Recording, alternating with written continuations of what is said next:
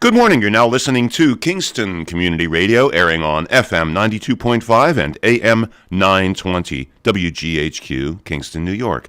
This programming is brought to you by our listeners and corporate underwriters who are interested in presenting local community radio. The opinions expressed on this program do not represent those of Hamel Broadcasting or Kingston Community Radio. Listeners are encouraged to send in $10 per month to help bring this program to you, and you can mail your contributions to Kingston Community Radio, Post Office Box 4364, Kingston, New York 12402. For more information or to donate online, visit our website at mykcr.org. And you can also stream online right now at mykcr.org as well. Good morning. Thanks for sharing the morning with us and starting out the day with us here on this 24-degree January 28th.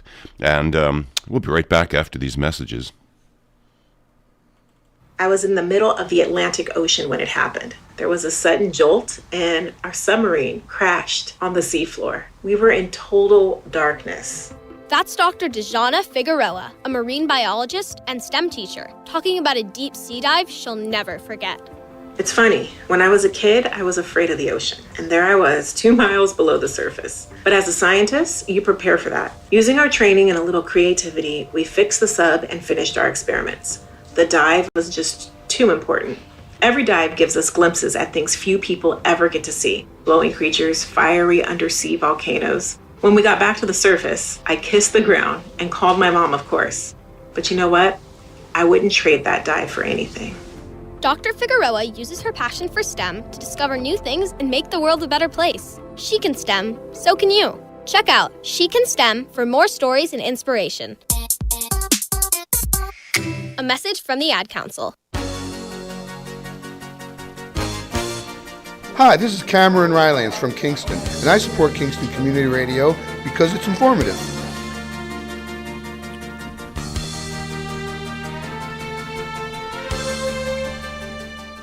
And you're with us here at KCR, Kingston Community Radio, AM 920, 92.5 FM, and streaming online at mykcr.org. Your call-in number is 331-9255, 331-9255. Come on, callers. I know listeners are always right there, and you're thinking, hey, what about this? Well, give us a call. And you're with us here with Fran DiPetrillo, Savoca, and Dan Gruner. And good morning, guys. How you doing? Good morning. Morning, Dan. And thanks for encouraging people to call. I think our first episode of Dan and Fran, I'm not sure if we had a caller. Oh, no, we had an attempted caller, but Lawrence didn't want him to come on with us. So I guess that might be a good thing or a bad thing. But Lawrence is on hopefully a vacation. I think he is. He's in sunny Florida right now. Oh, so not a ski vacation. Don't think so. No. Might be good timing because all the talk is the big snowstorm, and yesterday they said it was going to be a coastal storm, but now not, right? I saw our friends at Hudson Valley Weather making the rounds this morning to say that it's shifting. So, okay, it's interesting watching the weather, and I learned a long time ago. Somebody had told me with our bike ride, I was always fretting about the weather, and they said, it doesn't really matter until it's 48 hours out because the jet stream can still move it around Absolutely. To a point where it could be a non-event. And I can say as an unofficial weatherman now, that is very true. And, if you think about it, yesterday this was not going to hit us, and now it might hit us, but not. Right, I think we're on the edge of it because tomorrow during the day we get 1 to 3 inches. Yeah, I was talking to a college friend last night. He lives in the night, tonight and Saturday. Yeah, he's on the South Shore of Boston, and they're right in the heart of it. They're saying 2 feet. So, but I like it. I think it's fun. That's snowstorms. Yeah, you're all for it. Well, you're a skier. Yeah. Yeah, and luckily the mountains did well with the last storm. They got a foot of snow, and then they picked up some more this week. So skiing's actually been really good, and amazing that how many people are out skiing. Way more than ever. No kidding. The population at all the different slopes is really up there, huh? Yeah, so we ski at Plattekill, which traditionally has not been as busy because it's further out. It's out past Bel Air. They're packed every weekend. because these other mountains are doing, I think they can't speak for certain, but a certain amount of tickets per day. Okay. So, people are getting shut out at these other places, so now they go searching for another place, and now they're intruding on our little playland. But it's great. It's actually the only privately owned mountain left in the Catskills, so nice to see Laszlo and Danielle, who are the owners, to be doing well. So, but yeah, a lot of unfamiliar faces. We were joking with the owner last Saturday because we actually had to stand in line. And we said we need to create some type of VIP program for the people that have been here for years when maybe there wasn't a line, but any little snow will help. So It's all good. yeah, It really is. Fran's trying to get her car situation figured out. I know. So I'm sorry. Yes. that's all right. We'll give her a minute. So Yes, it's sitting abandoned at the county courthouse parking lot. I'm hoping when I leave here that magically it's going to start. Yeah. I'm going to drive over to it. So. yeah. Anyhow, so What's new? What's happening around town? what's It's happening? January. Yeah, well, it's almost February. Yeah, it is. I mean, what, Tuesday is the first? Um, You're exactly right. Tuesday is Okay, the 1st Tuesday's of February. Yeah. already. Where did January go? But it's okay. That's all right by me. Sometimes January feels like 6 months. So Let's hope February doesn't. Yeah. And it's only 28 days this year, right? I think so. Yeah. Okay. No birthday for Chris Cruz. Oh, we'll hit him up on the 28th. Yeah. Exactly. Yeah, one of my son's friends is the same thing, and he's 29th? like, "How does that work? They get cheated," and blah, blah, blah. I'm like, "I don't even know." So That's like being born on Christmas Day. yeah, It's almost as bad. Yeah. yeah. My niece is the 27th of December, and I'm like, "Merry Christmas." Yeah, I know. Yep. Christmas Eve. I know a lot of people Christmas Eve, and my niece is New Year's Eve. And you think like, oh, New Year's Eve, you get a party every year, but it's not your party of choice. Right. You know, like your friends all want to do something for New Year's Well, Eve. Christmas Day is the ultimate gift from God, right? There It's you not about go. the presents. It's special to be born on that day. So we have some guests coming up today. We do. 7:30. We have Paul Rakoff from Hill Valley Candle, Uptown 55 North Front Street in Kingston. So we'll hear all about that. Went to candle making last night. Nadine Ferrero was there doing a little Facebook Live, and it was a lot of fun. We were his trial run. We were Test run. we were the test run. And I don't see any blisters on your I know. fingers. So that wax is interesting, though, and who knows? After last night, we'll have to find out from Paul whether he'll hold public classes because Yeah, well. we were a challenge. But we had an art teacher with us, so that was interesting. Very good. Then we have Charlene Wiederspiel Martin from Wheaties Furniture coming up at 8 o'clock. Another locally owned family business. That's exciting to have her on. Be interesting to hear her perspective on what's gone on the last 2 years because she's right in the heart of supply chain issues and getting furniture and new people moving here and being demanding and all that stuff. And then Dave Amato from Old Savannah will be here at 8:30. Love to hear how the ice rink. I saw it in action. Actually, we were there on New Year's Day for brunch. A group of us went, and we brought our kids, and it worked out probably as Dave hoped it would. The kids skated. The kids went skating. The parents went and had brunch. The kids came in when they were hungry, and the parents got to enjoy themselves. So That's perfect. Yeah, I think it really is going well. And Dave's so smart with those things because, like, Monday through Friday, Old Savannah's known for its really great happy hour. Yeah. It's just a standard thing, Monday through Friday, 4 to 7. But he's doing ice skating happy hour, too. So it's a discounted price again. So, the parents can come do whatever. The kids skate. It works out for everybody. So, yeah, you used to think right down on the roundout in the wintertime, January, February, not much happening, if anything at all. And to take that and turn it into what he has in that Christmas celebration he did, it was just... that was amazing. Yeah. Yeah, That's so, Dave. He's a smart guy. And yeah, I really want to, I want to hear more about I'm going to stick around for part of that. how he got to that point, because that's definitely out of the box creative thinking. So, Yeah. but things still seem to be busy. Kingston, I was out in restaurant last week, and during the week it's packed. Yeah, yeah. We And, went somewhere midweek that we, early. We didn't think anything. And they were like, "Do you have a reservation?" And we were Right. like, "No." we just thought it's midweek. We're Yeah. fine. There's only 6 of us. Like, we're fine. But they did accommodate us. But, the restaurants really are struggling. So it's nice to hear, that people are out. So Yeah, staffing is still an issue to anybody you talk to. But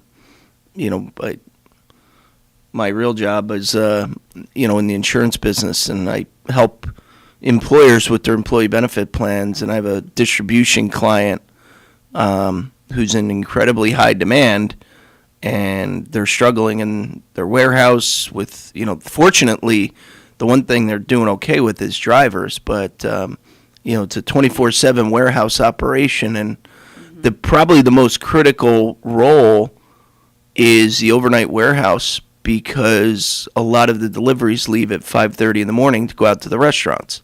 Oh, And, if that doesn't go out, that backs the whole day up. so they're looking for people in the warehouse to work. Yeah. Are you able to say who's looking? Yeah, it's Ginsberg Foods up in Hudson. Absolutely phenomenal people. Okay. Phenomenal leadership. Phenomenal. It's a family business. Wildly successful, but just wonderful people, top down. If I could find 10 more clients like them, my life would be. I'd be skiing 3 days a week. No, I'm kidding. And a lot of hard work put in by them. So Yeah. hopefully they can find the staff they need. It's everywhere. It's crazy interesting that they're restaurant supply and they're looking for distribution warehouse employees, because the restaurants are looking for employees. And like you said, It's a total ripple effect. I mean, we had Sal Guido on 2 weeks ago. 2 weeks ago, and he said the toughest year in 30 years in his business. Yeah. And, to Sal's testament, you wouldn't have known it if you went down there.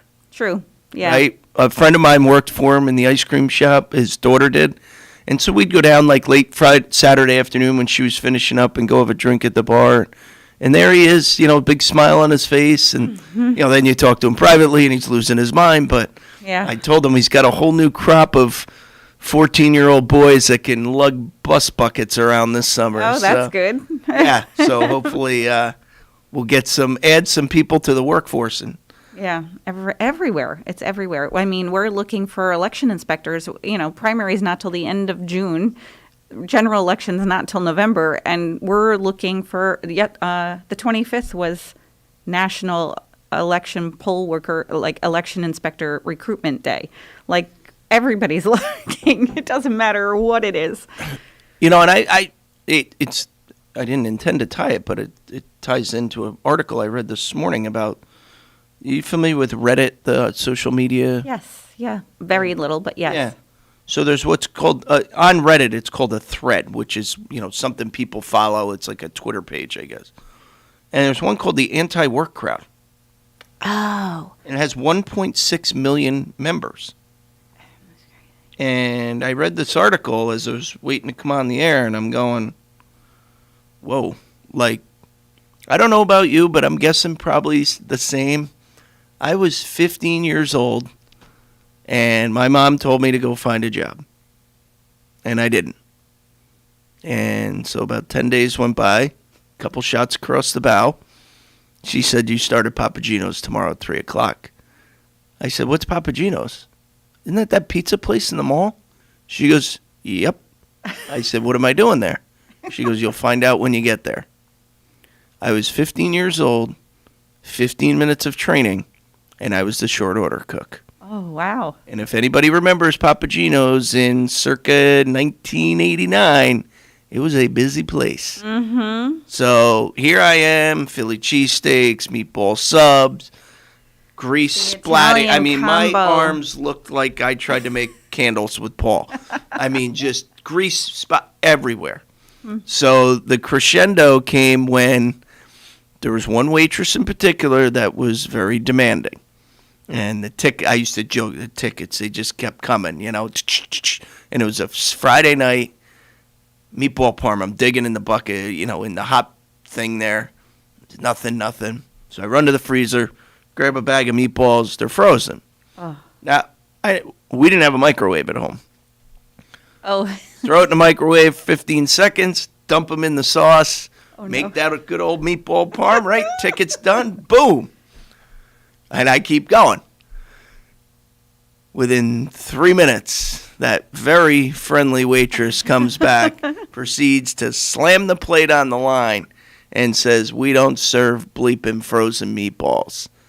And I said, "I got to get out of here." Oh, no. And a bunch of my friends were working at Adams, and a very good friend of mine, Amy Purvis, I was venting to her, and she was very sympathetic, of course. She says, "Come work at Adams."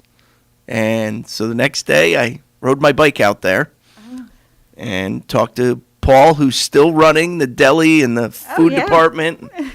And so I gracefully resigned from Papagino's and had a fruitful career at Adams for the next 3 years. Did you gracefully resign, or did you walk out that night with the frozen meatballs? No, I had to go back. It was actually torture. So I knew I had the job at Adams, and I still had 2 shifts at Papagino's. And the very last shift, the head manager was there, and he was not easy to work for. Oh. And all the while, I'm going, he's right over here making pizzas, and I'm on this griddle burning my you-know-what. And he just keeps looking at me. I'm like, I hope this guy fires me. Fires me. But I swear to this day, he made me suffer to the end of the shift. Oh. So, lesson learned, kids. Mom or dad tells you to go get a job. Go find one. Go find one of your choice. Being told where you're going. But, that's quite the contrary to reading this story here where... So, yeah, I feel like I saw this on the news the other night. Yeah, I guess it was on the news. That's what the article's about. So, do they find their own type of work? I'm glad you asked. Yeah. The leader, Doreen, walks dogs 20 to 25 hours a week, but would like to work less. Either that or become a philosophy teacher. This is hysterical. Yes, we saw this. So, it is laughable, but it's sad, right? I often say, me personally, through the pandemic, I've never been somebody to sit at home. It's just not me. I've always been on the go. I love being around people, and I never did. And I got criticism for that, but I didn't do anything haphazardly. I'd go for a hike or whatever it is, to get out and move. And I firmly believe when you don't work and you sit home all day, it's detrimental to your health. Definitely. I would highly, highly agree. Interesting. It seems that here's Doreen that has a capacity anyway. She's walking dogs. Correct. That's a job. So what's the distinction here? Because that's a job, and she's also, looking to change her career into teaching philosophy. So it.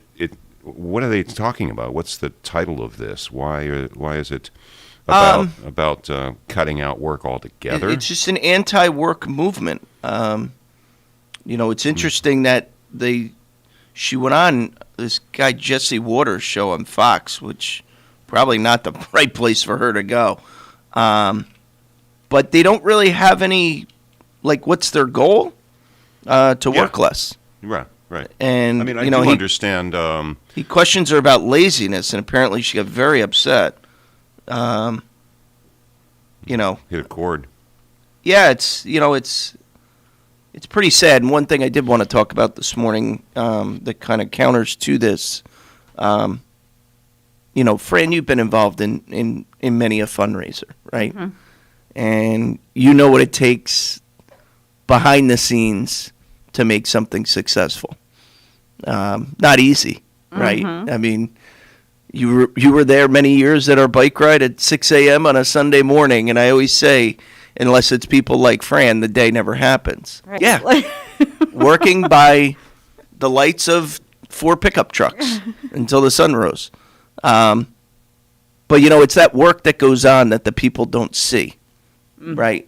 That make things happen, make things change. And, I know there's someone listening this morning that knows exactly what I'm talking about because, those are the things that we all want to go on Facebook and pound the keyboard and tell everybody what's wrong with the world, but never really a way to fix it. And very few people take action on that to make change. And one of the things I think I had a conversation with somebody the other day about every single moment of our day is politicized now, if you allow it to be. Yes. Mm-hmm. Right. I have a friend. He and I have been best friends since 5 years old. Started off in my front yard, and he wanted to spray me with a can of shaving cream. But we became fast buddies. But our lives have grown apart. He doesn't live around here anymore, and we both have kids. And but his birthday was the other day, and we finally caught up yesterday. And we were talking a lot about life and the last 2 years, and how we haven't had an opportunity to get our kids together, and how we really need to do that. And, he brought it up. His wife and I have very different political views, but I've never let that become part of who we are. Mm-hmm. And, he said a comment to me. He says, I've always respected that you can separate the buckets. Mm-hmm. I said, well, we were friends long before we knew anything about politics. Right? Mm-hmm. And I always try. I have a really close friend. Same exact situation. We've discussed politics once. Yet we spend a tremendous amount of time together. Because I respect her and she respects me, I think. Mm-hmm. I know I respect her. I hope she respects me. But my point is that there's some really dynamic conversations going around in this community, and certain people can't put their political beliefs aside. That's preventing us from moving forward. Mm-hmm. And I will say this, and I know certain people won't like it. You take that stance, you're part of the problem.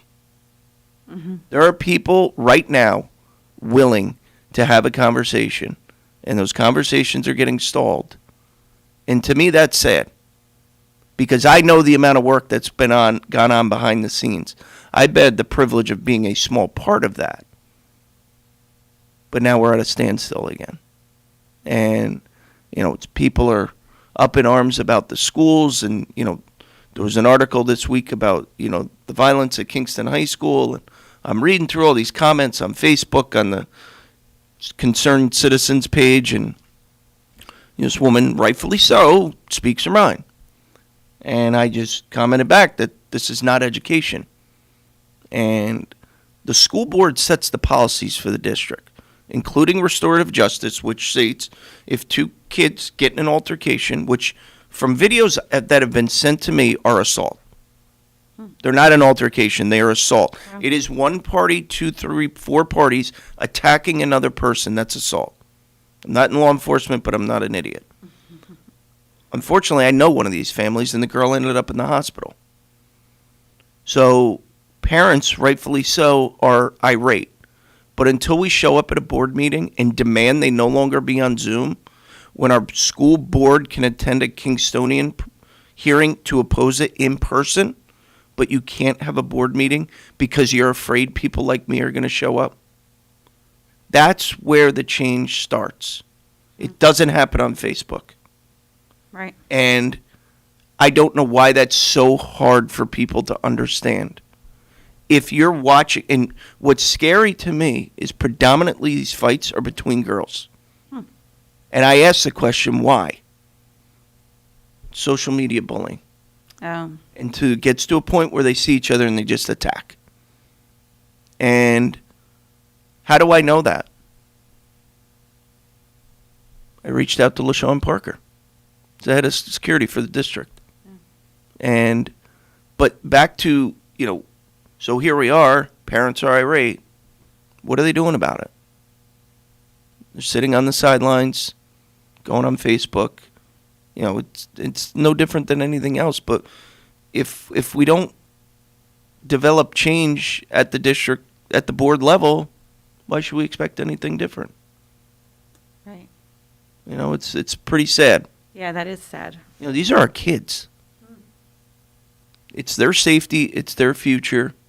I couldn't imagine being a teacher in high school. I know a lot of them. Their hearts are broken. Yeah.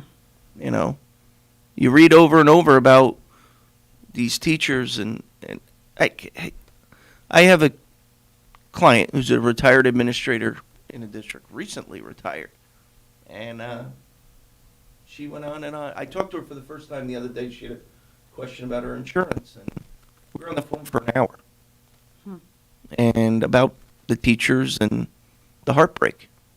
And Can't imagine. I mean, I'm sure you know people in education.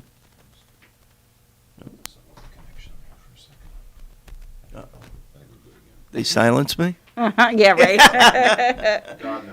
It wasn't accidental. No. All right, so we're on 7:25 7:25 already.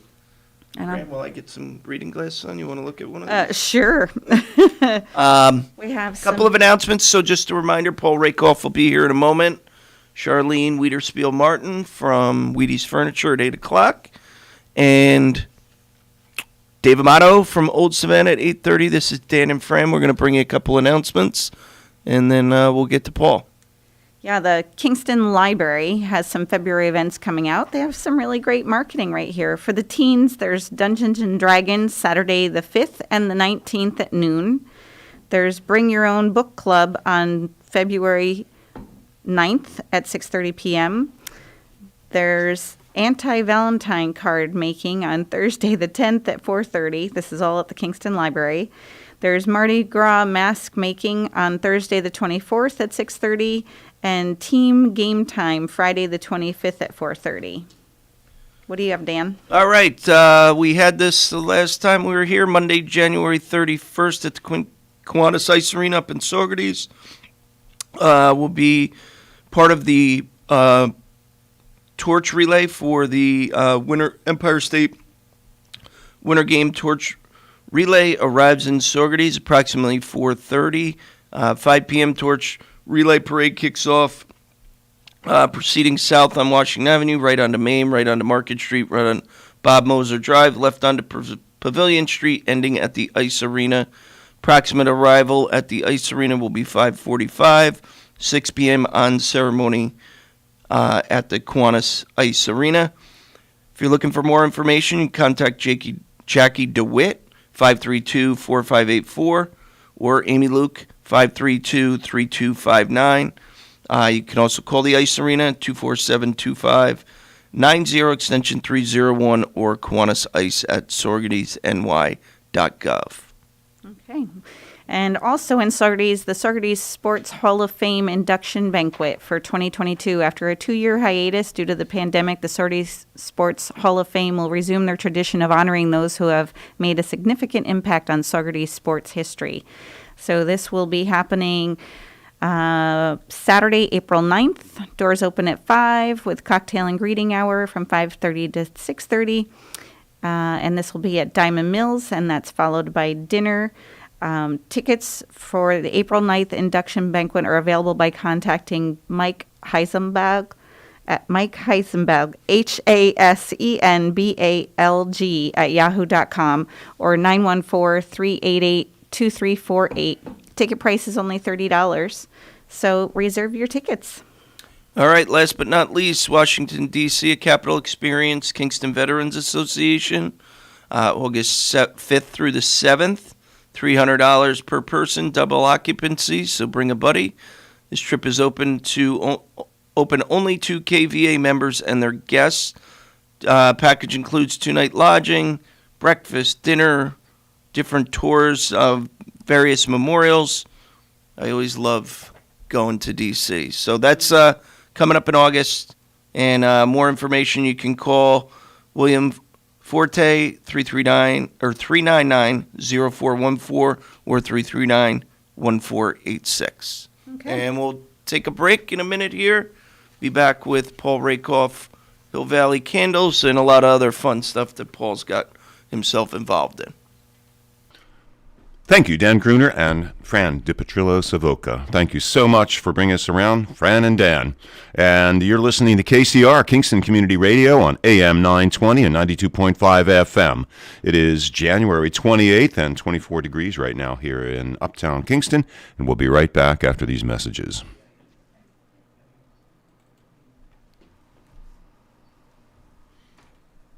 We are a global force for good. Support causes that matter. Change lives. Change communities. Change the world. We can do more together than we can alone. Join in. Experience the joy of serving. Be part of the movement. Give back. Let's unite the world for good. We are Lions. You can be too. Visit weserve.org. Do you know who that is? Who's that? It could be a clever thief impersonating Central Hudson, asking for your personal or account information, or an immediate bill payment. Beware of scam artists that can target you by telephone, email, or in person. Don't provide personal information to callers or open email attachments. Ask to see ID. If you're ever uncertain about an inquiry, contact us. Don't fall victim to a sinister scheme.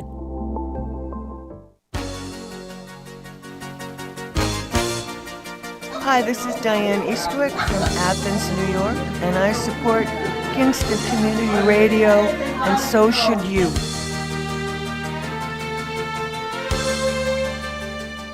And we're back, and thank you for being with us here at KCR, Kingston Community Radio, AM 920 and 92.5 FM, January 28th, and starting out now at about 24 degrees here in uptown Kingston. Occasional snow showers today with a 40% chance of that, with a high around 30 today. And tonight, cloudy, snow likely late, about low of 13 degrees. Chance of snow is about 70%, so you know what that means. Snow will taper off during the day on Saturday and during the morning, but skies will remain cloudy during the afternoon. It's going to be a high of 20, and the chance of snow on Saturday, too, is also 70%. Saturday night, partly cloudy with a low of 6, and we know what that means. That's a real nice cold night.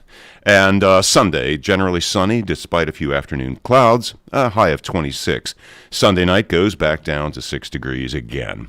And you're with us here at KCR, Kingston Community Radio, AM 920, 92.5 FM, and streaming online at mykcr.org. And your call-in number to Fran and Dan is 331-9255, 845-331-9255. This upcoming portion of Kingston Community Radio is brought to you by Ulster Savings Bank. Many locations throughout the Mid-Hudson Valley, and one right near you. Let's get back to the on-air studio with Fran and Dan.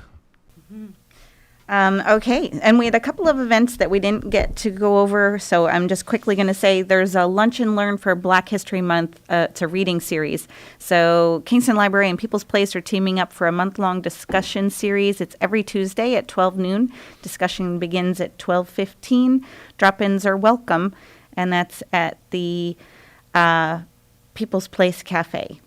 So all kinds of events, so you can go to Kingston Library's website, kingstonlibrary.org, for all of their upcoming events and the Black History Month reading series. Thanks, Dan. Thank you, Fran. Welcome, Paul Rakoff. Fran's always a team player. My eyes are failing me, so she takes the tough names in the smaller fonts. So, but yes, welcoming Mr. Paul Rakoff. How are you, Paul? Good morning. Thanks for having me. Absolutely. So your latest venture, I know you and Fran were mixing candles last night, so Hill Valley Candles in Uptown Kingston. You've been open about how long now? We opened just before the holiday season, just before Thanksgiving. Oh. Yeah, so it's been going great. We had a great couple of months there, and just saw a lot of people I hadn't seen in a long time. Fran, I hadn't seen you in a while, and then here you are. So it was great. So I really got to reconnect with people and just, give them the joy of giving a candle to somebody for Christmas. So go ahead. Just what prompted this? Like, how did you get into this? In the middle of a pandemic, let's open a candle store. Yeah, right, sure, why not? Wow, that's a long story. Do we have enough time? No. So I grew up in Woodstock, born and raised, and was always shopping at what I still consider one of the greatest stores of all time, Candlestock, and used to buy my mom presents there and stuff, and it was a great thing. And I still kept going there even into my college years and all this other stuff. And then around 2000, I partnered with the original owners, and the idea was I was going to buy the whole thing, and so that was great. So for about 4 or 5 years, I worked with them to learn how to make candles and all that, and it didn't work out for me to buy the whole thing, but they're still obviously very much in business, and I'm still friends with them and all that. But it just never left me, and that was 20 years ago, and it just never left me that was something I really had a great time doing. Just getting to meet the community, be a part of the community, sell something that's generally good, bringing light into people's lives and stuff. So the pandemic really did actually help in that regard, because I'd been trying to sell my house for a number of years because it was too big a house. I didn't need it anymore, and had a hard time. But you guys know the real estate market around here. It was tough for a couple of decades, and then the pandemic hit, and it was just it was the time. So I sold my house, I took the capital and opened a candle store in Uptown Kingston. So Very cool. So are you living above the shop? Is it no, like a? I live above a shop, sort of. Dan knows I live literally across from Keegan Ales in Kingston. Oh, okay. So part of the Keegan Army. Go Army. We'll get to that in a couple minutes. But in all seriousness, opening literally on hopefully what's the tail end of the pandemic. But, one of the themes we're doing here is bringing different business owners on to talk about, what you see through your business's eyes. I mean, there's a lot more traffic in Uptown Kingston. I joke that, I live 4 blocks from the heart of Uptown. I now walk uptown, I don't know anybody. 5 years ago, I couldn't get down the street. I kind of like a blend of the both, but it's really just, it blows my mind. I love riding my bike on a Saturday, like after the farmer's market is done, and just ride through Uptown. It's kind of what that's how I learned the streets of Boston. I just drove me crazy getting lost on all the one-way streets. So every Saturday morning for 3 months when I moved to Boston, I would get on my bike and I would just go. And the guy I was living with would be like, "Where have you been?" And I just love the exploring of, yeah, sure.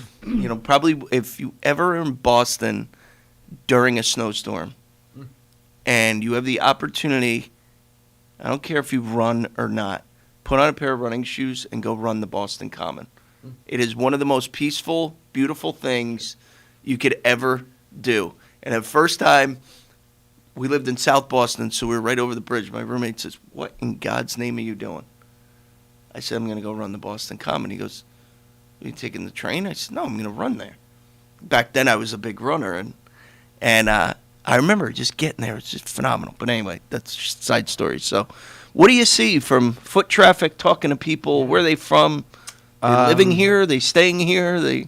Well, this happened when I was in Woodstock too. That during the holidays, you see a lot of locals come out. So that was a great time to open, because I got to reconnect with a lot of people. Like I said, I hadn't seen in a long time. Yep. They got the word that I had opened a candle store, and obviously they needed some gifts, and it makes a great gift. And we do free gift wrapping and all this other stuff. So and he's pretty good at it too. Thank you very much. Way better than me. Thank you. That's a pretty low bar, I imagine. But I'm just kidding.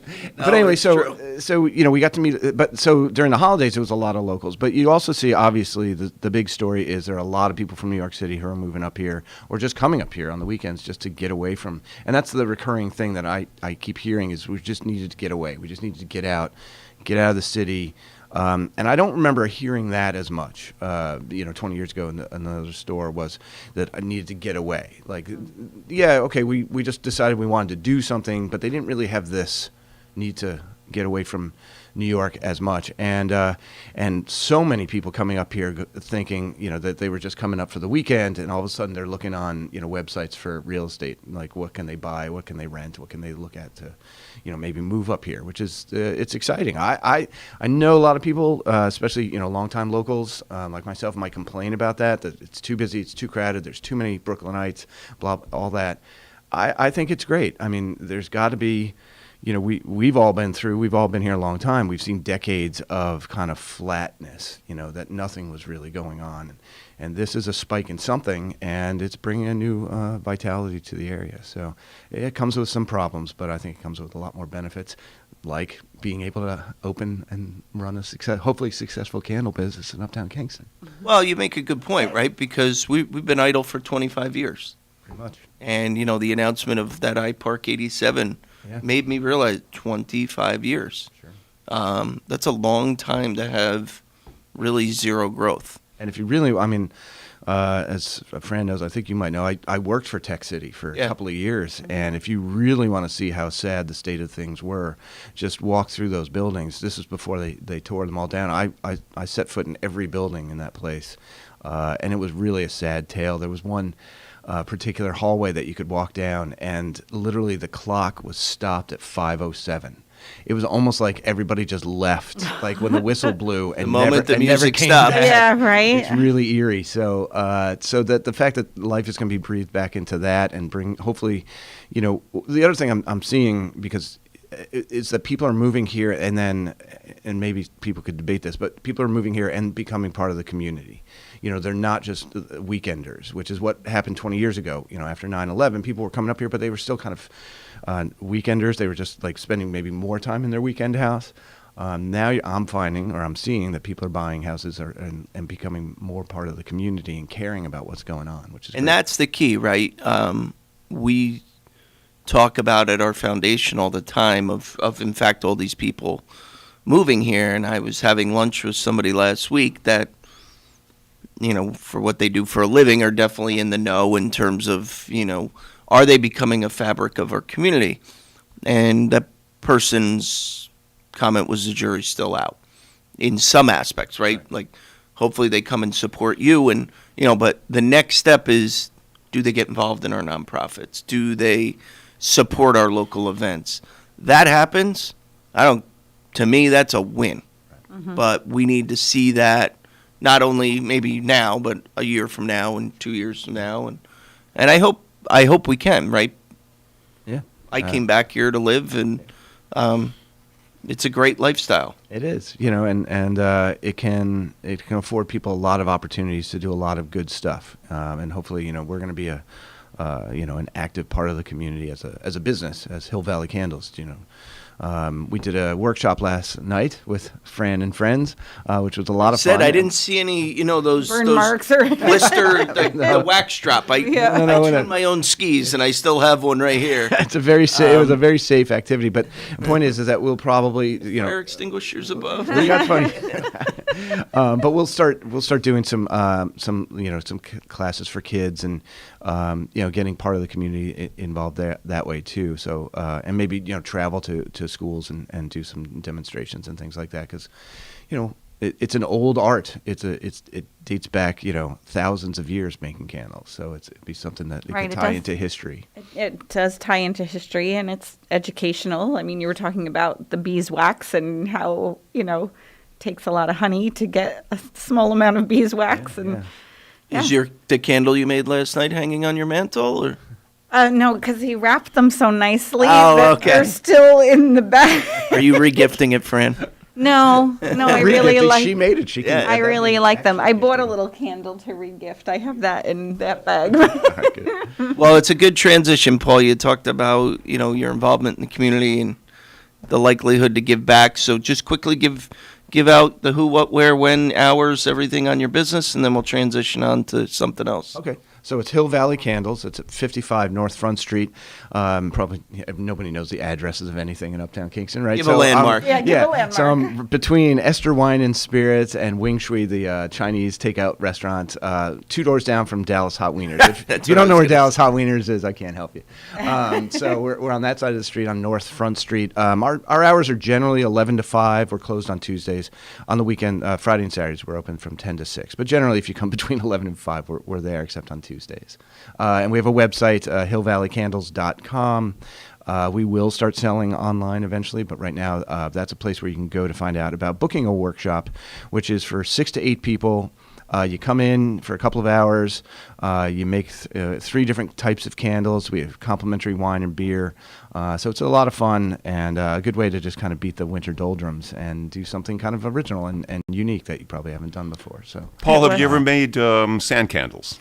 I've never made sand candles. They are such a blast. I lived for about 3 years on the shores of Lake Erie in a little fishing town. And the sand was beautiful, and we made sand candles with driftwood. Nice. Oh my God, it's so fun. Yeah, because making you're candles out in the is wind. really fun. You're out in the wind and the water and stuff like that, and you got your crayons for the colors and all that kind of thing. If I ever get a vacation from my new job, we could do it down at myself. Kingston Point. Yeah, that's true. Very good, very good. But that's the thing. I mean, when you're making a candle, it's kind of instant. You don't have to wait a long time for it to actually produce results. Like we made in 2 hours, we made three different kinds of candles. So Well, I'm sure. The crowd you had last night, none of them want instant gratification, do they? I think Anyway, moving on. All of them wanted to win last night. I'm not sure. Oh, God. My candle's the best. Right. It did get a little competitive. Couldn't help myself. Great job. So hillvalleycandles.com. Hi, Tiffany Anashevitz. So, wanted to talk a lot about, I was thinking this morning, like I've known you a long time, but we've never really known each other. And the passing of Tommy Keegan brought a lot of people together. And, it was a reminder of not only how many people Tommy touched, but, you learn pretty quick that it's people with a like mindset. And I've been watching the Keegan Army from kind of the sideline, hopping in as a sub once in a while. But, wanted to give you an opportunity to share everything you guys have done, in Tommy's honor, because I always admire, everybody wants to do something, right? You lose a friend, you lose a family member. It's really hard, and I can say firsthand, it's really hard to sustain it, and it's really hard to really make an impact. And, Keegan Army at the Bike for Cancer Care this year was the largest fundraising team in the history of the event, over $18,000. And we immediately set an aggressive goal, thanks to Eva Cleveland, at the post-ride party at Keegan's of $20,000 for next year. I think it might even be 25 at this point. We're thinking. Keep going. I'm not going to slow you down. Right. Is that okay? Yeah, that's fine. Actually, makes my job easier. But that's not all you guys are doing. So. Yeah, I mean, the Keegan Army, Tommy started it as a running club, and it really has morphed into a community, a club that, well, now we do joke that we're, what do we say? We're a drinking club with a running problem. So obviously it's based around the brewery, so we have a lot of fun there. But it's become much more of it's a big community. On a nice day in the middle of the summer when everything's, great for running, we'll have 40, 45, 50 people out there running. And we added cycling to it this summer, so I kind of headed that up. So we had about a dozen or so cyclists out there. We have a different route, and it's a lot of fun. But we all get back to the brewery, and it's just something nice to do on a Sunday, and that's kind of how it started. So it was just Tommy wanting to get people together, do something kind of interesting, promote health, I guess. I think he wanted to run, so he wanted to get in shape a little bit. So hey, why not run with some friends? And that's how it all started. But now we've done fundraisers. The Gruner Run is the biggest one we've done, and that was great. And we're in the works of actually turning the Keegan Army into a nonprofit, so we can do more things, kind of officially, to raise money and do some good for the community. So I think it's good for people to see us out on Sundays as they're enjoying brunch or anything. There's this crazy group of people that run through uptown Kingston for a little bit and see that there's something good happening every week, and they do it. They did it last weekend when it was 5 degrees. So I was just gonna say it's rain, shine. Sunday mornings aren't. Sunday's my one day of, no commitments, and I committed to you and Mark and Kevin Roach on a Saturday afternoon. We're at the brewery, and it was in November, and they kept trying to get me to ride and blah blah blah. I will be there tomorrow morning. It started snowing at 10:15, and I said, well, I committed to it. I'm here. And Mark was the only one that showed up. Yeah. And we rode the entire route, and we got to the Four Corners in Hurley. He said, how you doing? I said, I can't feel my feet. I said, how are you doing? He goes, I can't feel my hands. I said, how far are we? where are we on the ride? Because I know the general route. About as far away as you could. Well, be I knew from that the it came brewery back at that through point, Hurley, yeah. but then I knew there was that other loop through yeah, right, Kingston. that's true. He goes, we are halfway. I said, that's terrific. It's like skiing. Can't feel your feet. You just suck it up and keep going. Keep going, yeah. But you know what? We got back to the brewery. 5 minutes later, you start to warm up. I didn't really warm up for like 4 hours, but that shows that, kidding aside, that's a testament to the commitment. Yeah, and and also the group itself is a testament to Tommy because it's very open. Anybody, you showed up a couple of times, great. You don't show up the next week, that's fine too. We're always there. It's open. Just show up when you can. It's 11 o'clock on Sundays, every Sunday, starting and ending at the brewery. So And people bring food and. People bring food. We have special events. We have themed runs every once in a while. But again, it's very loose. It's not as organized. It's about as organized as you might think a Tommy Keegan themed event might be. It has a basis of organization, and then there's a little bit of chaos thrown in there too. So, I often think that was by design. Yeah, I mean, it's I've said this many times over. I met Tommy right after I moved back here. Right after he opened the brewery. And at the same time I met him. Yeah, and we became friends, and Ozzy Bikert introduced us, and the years went on. I go in and ask Tommy it didn't matter what it was. Whatever you need, brother. Yeah. And that became one of his mantras, right? And always done, have fun, play nice, right? Yeah. But you guys have captured that and carry that legacy forward. And I remember, people have asked me over the years, oh, your mom must be so proud of what you guys are doing. And my mom was very private, right? That's really where the whole one hand helping another and doing things quietly. And I always say, out of everything we've accomplished, what I'm most proud about now, 18 years ago, we're still here talking about my mom. Yeah. And I have no doubt 18 years from now, we'll be sitting here talking about Tommy Keegan. For sure. And the legacy kind of continues. I'll give you an example because now Lisa Hantis is running the place and his partner for so many years, and it was a huge loss, obviously, for her. But when we had the grand opening for Hill Valley Candles back in in November, I was kind of sheepish. I wanted to have beer at it. I wanted to give, I was going to, and she, without even having to ask her, she just came to me and said, hey, you probably want some beer for your grand opening. So how much do you need? And I was like, wow, I was just blown away. It's like, that's the same spirit Tommy had. Yeah. And so maybe he got it a little bit from her, who knows? Yeah. But that was great. And that's kind of what they do. They're just kind of looking for opportunities to help the community and help their friends. And that's certainly continuing past his passing. So it's a great thing. So come out at 11 o'clock on Sunday mornings. And run, ride, walk. We have runners, walkers, cyclists. I know. Sunday? I've been saying I'm going like 8 to degrees. go for like 3 years. We have more than a few fair weather runners, walkers, and cycling. We've actually put on hold until it does get warmer because it's just freezing cold. Plus, it's dangerous to the streets being icy and stuff to be on a bike. So This Sunday, are you gonna do it? I might just do I it. think it might be a little chilly this summer. Okay, look up the weather before I commit, we're Dan. talking. Yeah, it's sunny, but it only goes up to about 26 on Sunday. Well, they'll be out there, Yeah, Anyway, yeah, but that's as the an weather okay gets nicer, temperature. we'll have more people I'd out be there, the too. walker. Julie Donovan has said Yes! I could come walk. Because, I have, back issues. Like, we've had this. So all these things are not always in my wheelhouse. Walking But is one of the walking, single I best think, things you can do. Exactly. As an aside, I'm also part of, although I haven't done this in a long time, but I still feel kind of connected to it, is the Rough Joggers, which is a group that runs from Rough Draft on Wednesdays at 8 o'clock, every Wednesday from 8 o'clock. They only do about 2.5 miles. There's certainly walkers and runners.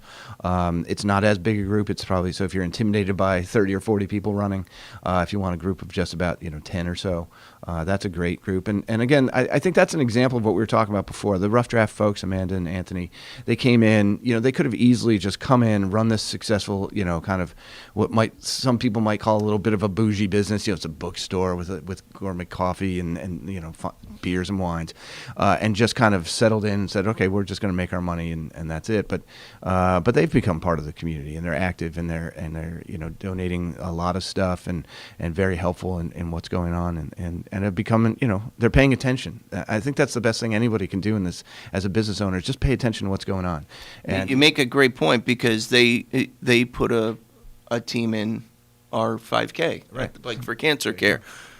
Hamilton and Adams is another one, Sure. right? I didn't know them.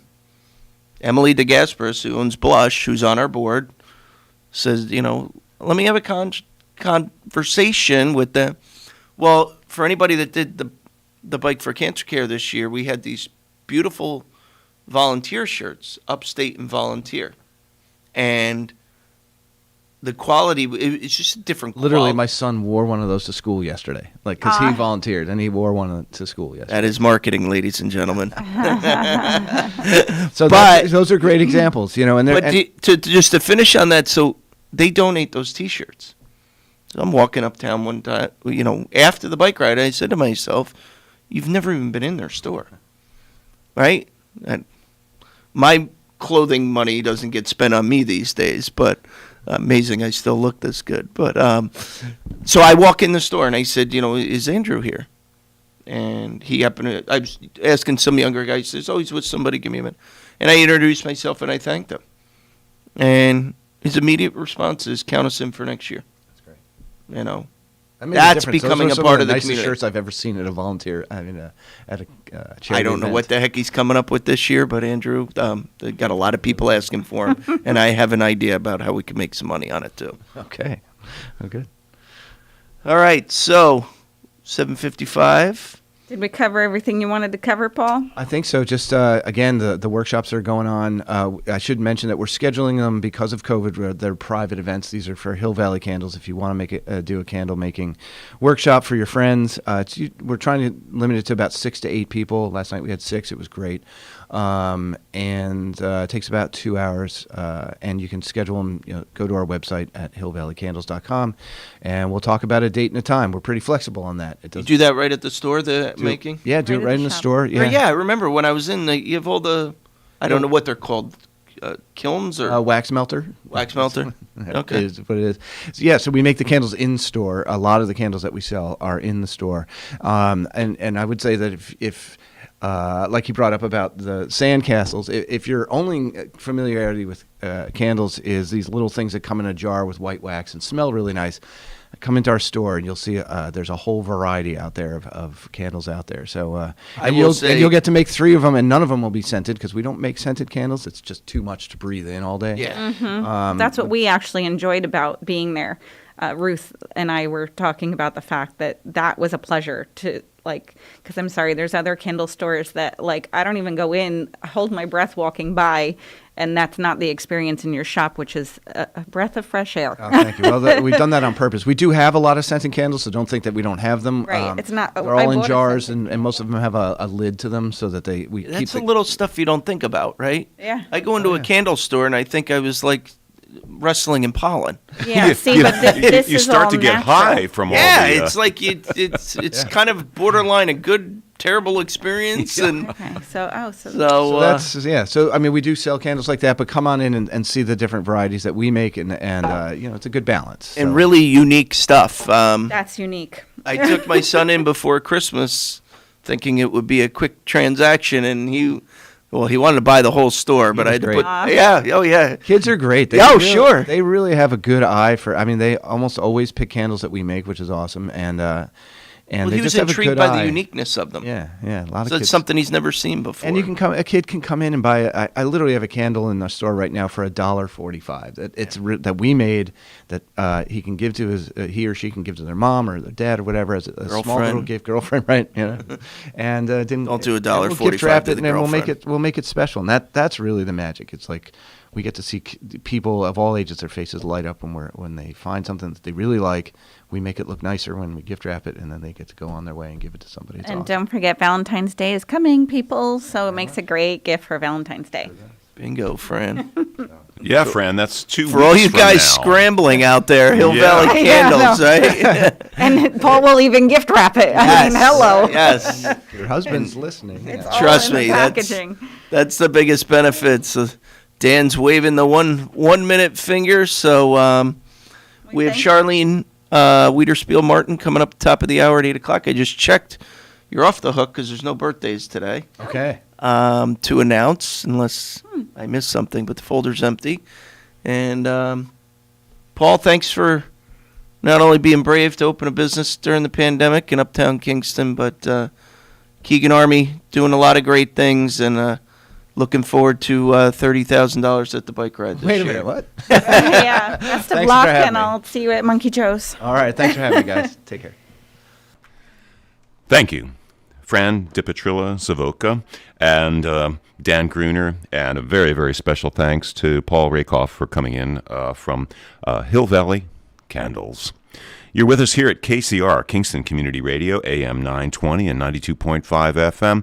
This last portion of Kingston Community Radio was brought to you by Ulster Savings Bank. Many locations throughout the Mid-Hudson Valley, one near you. And we're still experiencing about 24 to 25 degrees here around Uptown Kingston. And this is Friday, January 28th. Okay. And we'll be right back after these messages. Never completely ready to adopt a teen. For late nights writing English papers. For your teen's music taste. For dinners, where they talk more on their phone than with you. For the first time, they call you mom. You're never completely ready to adopt a teen, and you can't imagine the reward. To learn more about adopting a teen, visit adoptuskids.org. Brought to you by the U.S. Department of Health and Human Services, Adopt U.S. Kids, and the Ad Council. Okay, men, this is your time. Maybe you didn't choose this, but you're here now. You're gonna go out there and be an all-star caregiver. Cook, clean, be there emotionally and physically. You gotta dig deeper. Drive them to physical therapy, doctor's appointments, because that's what caregivers do. Don't give up. Show the world that you're tougher than tough. Caregiving is tougher than tough. Find the care guides you need at aarp.org/caregiving. Brought to you by AARP and the Ad Council. Hi, this is Scott Harrington from Hurley, and I support Kingston Community Radio because the people need a place to have their voice heard, and it's lost in corporate radio, so please keep listening and supporting our station. And thank you for being with us here at KCR, Kingston Community Radio, AM 920 and 92.5 FM. And, you're listening to WGHQ. Occasional snow showers today, a high around 30 degrees, 40% chance of snow showers today. Tonight, it goes up to about a 70% chance of snow, likely later in the evening. Low of 13 degrees tonight. And then Saturday, the snow still will be continuing. It's a 70% chance of snow, accumulating to 1 to 3 inches, and a high of 20 degrees on Saturday. Saturday night, partly cloudy, a low of 6 degrees. And Sunday, generally sunny, and a high of 26 degrees. And Sunday night, partly cloudy skies, going back down to a low of 6. And you're with us here at KCR, Kingston Community Radio, AM 920 and 92.5 FM.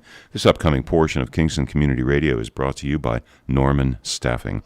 And we will play that fantastic PSA after the break. And we're ready to go back to the on-air studio with Dan Gruner and Fran DiPetrillo Savoca. Fran and Dan Show. Yeah, Dan and Fran and Dan. We debated that last time, and Fran was in agreement that it should be Dan and Fran. Alphabetically. Yes. Okay. But it's funny because then Paul, I saw him at Monkey Joe's. We often bump into each other at Monkey Joe Roasting Company on Broadway, which I absolutely love. Oh, an amazing place. Oh, my goodness. And they do all their roasting in-house, too. You know, and it makes a huge difference, huge. We should have them on.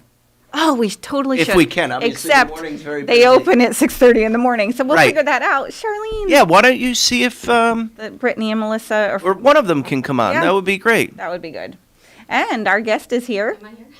Charlene Wiederspiel Martin. It's great to see And you. I apologize because I typically send out a text the day before with the details. Here's good. And I forgot to do that, but I at least sent you a confirmation, unfortunately, too late. I responded at 4:30 this morning. Yeah, and I'm like, it was like 20 of 11 last night. I'm like, I talked to Dave, I talked to Paul. I don't think I talked to Charlene, so. Oh, okay. I made it. You made Here it. you are. So thanks for coming in. Thanks for having me. Yeah, Absolutely. lots to talk about. Oh, boy. In your line of work. Yeah, so, we've been bringing in different business owners to locally owned business owners to just get a backdrop. First tell anybody out there listening about the family business. It's what, third generation now? We are third generation, yes. So just tell us a little bit about the Weedy Furniture business, where it came from, where it is today, and then we'll take it from there. That's an interesting story, actually. Just recently, I was contacted by an author who's a historian in Poughkeepsie, and he was asking me if I had any documents from our Poughkeepsie store. And it was just a very odd phone call on a Monday morning, but just funny story. Princess Diana's grandmother actually owned a farm in Poughkeepsie, and I did a little research myself. Wow. And that's where our Weedy Furniture in Poughkeepsie was, on Vassar Road. Really? Yes. It's very interesting. He's writing this whole article on it. He's going to send it to me. That is really and interesting. anybody that knows me, I love Princess Diana. So I said, well, Yes, maybe you we do. were somewhat related. How Maybe ironic like is 13. Well, you definitely have a connection, so you can We make that walked the claim to same fame. route. Yeah. She was never there. But anyway, that's just a funny story. We are third generation. My grandparents opened Weedy Furniture on Route 28 in 1954. They came up from New York City and never left. They loved the area. Loved Shokan. They lived in Shokan forever. And my grandmother was a big animal lover, as you see if you've ever been to the SPCA. That I was always my wondered grandmother. about that connection. That was my grandmother. When she died, my grandfather donated $1 million in 1994 to update the SPCA. Wow. And I remember going with my mother and seeing the before and then the after, and it was really beautiful at that time. So yeah, it opened in 1994 and used all local contractors, I remember. Well, and that's, we talk all the time about, there's other places people can shop, right? And, that's why, we want to help people that have been through it all, because the last... Yeah, God IBM forbid- was not easy for us. No. Yeah, Paul Rakoff and I were talking about that earlier of, I remember my first year working at the Armadillo growing up was the last year that IBM was here. And the line to get in the Armadillo would be down a Beale Street. And Good old days. talk about getting thrown in the fire with Merle. And, honey, come on, turn the table, and I'm on the patio, and I'm like, I didn't need to work out that day because I probably did like 8 to 10 miles that night.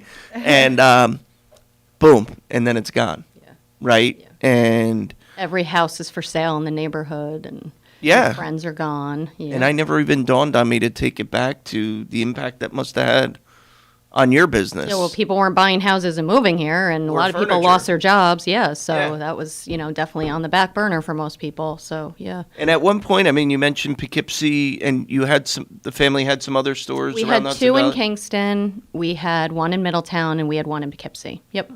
When my grandfather died, my mom and my uncle, it just, wasn't going to be cohesive. So, it was fine. So my uncle took Poughkeepsie and Middletown, and he's 81, so he sold those businesses, and it was just the way it goes, And now it's you and your brother predominantly running? Yeah, my uncle did not have any children involved, and my brother Bruce and I are there full time, and have Mom still helps out a little bit? Well, she makes her presence known. As she can. Exactly. So, you and I have talked periodically, but I think it's important for people to understand, you're part of the supply chain, right? And we are. How has that been? How is it today? Combined with, right, a lot of new people moving here. I'm sure it's kind of created. Yes, we've been very lucky, with the volume of sales has been up, obviously. The supply chain is getting better. The worst parts of it, foam for mattresses, which they have definitely figured that out. And the logistics, the deliveries coming into us have been terrible. Terrible. So it's getting better, and supplies are getting better. And then it'll taper off. Business will be like, okay, we're good now. Everybody had their furniture. So, we'll see. It's good. Business is good. It's definitely seeing a lot of second homeowners. Yep. So. Yeah, I mean, obviously you're located right on 28 between Kingston and Woodstock. And I was saying earlier this morning, the ski areas are busier than I've ever seen them. As you know, we ski at Plattekill, which is notoriously people don't go to because it's another 20 minutes. It's packed every weekend. As it should be. Absolutely. And, it's wonderful, for the owners it's the only privately owned ski area in the Catskills now, and to see the fruits of their labor finally paying off. Yeah. But, so you've seen kind of inventories and things go up and down. Is certain things more challenging than others, or? If to name a few, our bigger suppliers like Lazy Boy and Flex Steel, they still haven't really caught up. Maybe because their volume is a lot greater than some of our smaller manufacturers, so they're still lagging in a lot of parts. If there's power in a recliner, that's taking a very long time, and I'm sure that they're outsourcing, and that's not caught up either. So Interesting. Yeah. You have what is probably misleading from the street, a massive warehouse. Yeah, we have a 45,000 square foot showroom, and that doesn't include our 3 warehouses. Yeah. So there's way more to Yeah. than meets the eye as you drive by. I remember the first time I walked in, I knew the kind of the front floor plan. I was like, whoa. Yep. I mean, Upstairs, downstairs. Yeah. And how long is that building? Have you been in that building? That building we opened in 1974. Okay. Where was the other Kingston location? Right next to the Hess gas station. That's a Restore, the Habitat. Oh, Yeah, we okay. donated that building. Oh. Yeah. Oh, right down. Yep. Kind of Okay, more that towards Those are my memories when I was little. Yeah. I used to go to work with my mom, Aw. and that was the store we always went to, and that store was really like my childhood. Yeah. I remember that now. I remember reading about that at the time when it was your grandfather donated that building. My mother. Your mother. Yeah. When she decided to, combine the Undyne- two stores, yes, I mean, you're yes. competing against each other at some point. Yeah. And that worked out very well for them. That's a great store. We send people down there It is all a great the time. store. Oh, Yeah, well, so and we yeah. donate a lot of I furniture was down there too. Oh, do you really? Well, if we get something back and it's like a kitchen table and it's in beautiful condition, and the customer's like, just get it out of my house, we bring it down there because there's nothing wrong with it. You know, That's what I was thinking. People Yeah. can go donate their Yeah, old furniture absolutely. on their way to go buy Never new even thought of furniture. I think it's a great idea. I never even thought to do that. Absolutely. Yeah. Drop Yeah. it off at the They Restore. have some nice stuff too. They People do. I really mean, just want huge. to get a new set for no reason other than they just want another one and Yeah, and change as styles. you Or know more than anybody, people want to sometimes just get rid of stuff. furniture is much more disposable now than it used to be. People want a $500 couch because in 2 years they want to get a new one. Yeah. So they don't want to spend a fortune and have it for 20 years like your grandparents or whatever, and that's fine. But has to And be. it changes color over the years. Yep. Yeah. Well, it's right. It's become kind of a real fashion part of the house Yeah, per definitely, se. definitely. So talk to us about a family business. I'm sure it's, from what I see, you and your brother My brother and I are very different, which is Probably a good thing. It's he's very quiet. You couldn't pay him $1 million to be here this morning. Next time, Bruce. If you could do it, I would love to see it. So. Bruce is very quiet, and Bruce is, you're never going to get him mad, but he coaches softball. He's donated the sign to the Little League up by Edson. There's a big electronic sign, the only one. I was looking at that yesterday, and I was going to bring it up. He was all about that because he loves, the sports and everything. So he's a part of that in the community. But yeah, it works because we are different. If there was two of me, it would not be pretty. Right. What do you mean? So it's nice. Both of your strengths can play out. Very much. Yeah. But, you just touched on a common theme of, he wanted to give back. Oh, yeah. And, I know your family has always had that mentality. Mm-hmm. And, we had Paul Rakoff on earlier, who just opened a candle store in Uptown Kingston. And he's already talking about giving back. And, it's always refreshing to hear when a family business realizes, and not only realizes it, but does it, right? Yeah. I always see your sign out at the boys' Little League field out in the Armory. The Armory. Yep. And I know we do the hockey in Saugerties. Yep. We do the Finnegan golf tournament. Obviously, the bike for cancer. Yep. So, but is a fundraiser. Right, in my moonlighting job, I remember back early on, right, you only know what you know. So I'm like, I'm going to get every business to donate to us, right? And I wasted so much time going to the big box stores all along 9W. Yep. Right? And if anybody knows me, I'm not shy, and I'm like, Dick Sports, you're going to be underwriting our bike ride, right? Sports company, blah, blah, blah. And the guy's like, oh, you have to send it to corporate. Yeah. I'm like, no, it's not how I work. He's like, that's how we work. Yeah. And, 2 or 3 of those conversations, and I'm like, what am I doing here? And then you don't hear back from them. No. The only one I can say when we used to do a lot of the fundraisers, like for the PTO with school and stuff, Stewart's. Oh, Stewart's and Hannaford. Stewart's and Hannaford. Hannaford. Yeah. Do you know who our 2 biggest partners at the Rosemary Gruner Fund are? Stewart's and Hannaford. Yeah. And Hannaford, while they, unfortunately, and I get it, and they handled it right, because of the pandemic, they had to change, right? They used to not only provide lunch at the bike ride, staff the lunch, serve the lunch. Obviously, they had to change their doing of that. But they had already figured out what they had donated to it, like in goods and services. And then they made a cash donation. Yeah. And Stewart's the same way. Like, thinking back to the PTO, I remember we're sitting there begrudgingly against my wisdom. We're going to do that make your personal pizza night. And I'm just thinking of 4th grade kids and making pizza. But the moms wanted to do it. I said, give me a list of the ingredients. And they said, well, debate. I said, just give me what we need, and I'll get it donated. One mom in particular was like, I said, just give me the list. I call up Bob right now. I didn't share with her at the time that Bob Redding's son was in our class. But Bob's one of the managers at Hannaford, and I explained to what we were doing, and sure enough, they donated all the sauce and the cheese, and they're a phenomenal community partner. It's abnormal for large businesses to do that, and Stewart's the exact same way. Their support for the kind of employees that they hire is huge. Absolutely. Huge. The kind of support that they give to community members that are, perhaps disadvantaged in one way or another.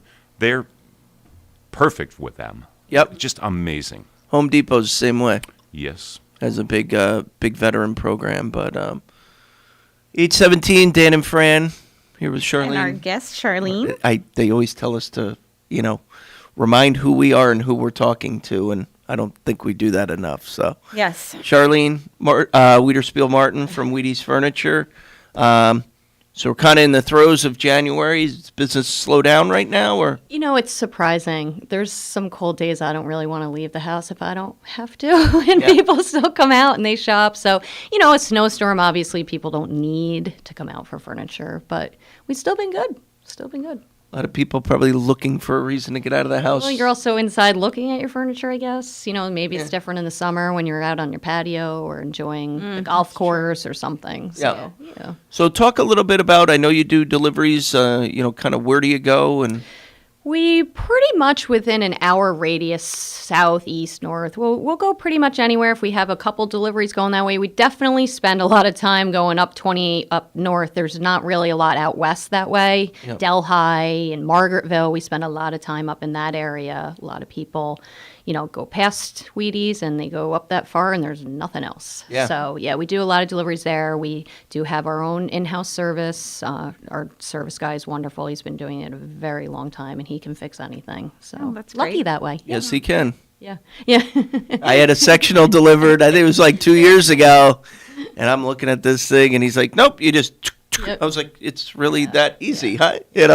And off he was on to the next thing. So, and then you have some, I know I always see the signs, some holiday sales that'll be coming up. Absolutely. President's Day is a big one. Yeah. Yeah. What's, how do you determine what is it based on product? Is it?